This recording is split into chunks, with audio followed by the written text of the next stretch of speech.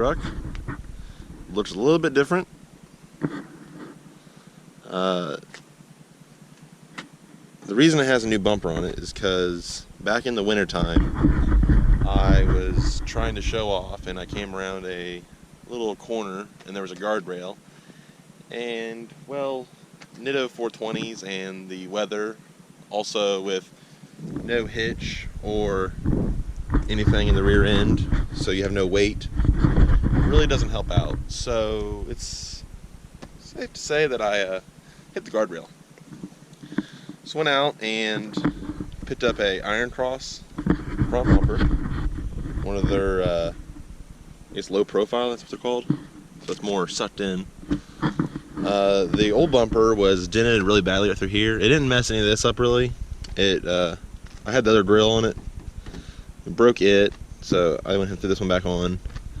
Headlights, nothing wrong with the headlights. There's a little piece behind here that holds these lights in. Right here, it's cracked, but it's still able to hold the light in, so I'm not really too bothered.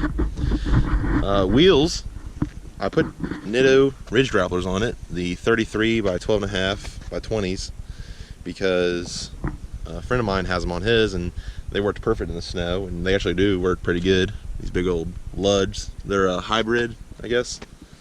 And I got rid of my stretch. And then I put a 3-inch Zone Adventure Series lift kit on it. You can see that. You can't really see much, but the CV axles are pretty good. And then tie rod sleeves from Longhorn Fab Shop, so I don't have to worry about snapping a tie rod, because I do dirt drag so often, you've seen, so often. Other than that, it's pretty much the exact same.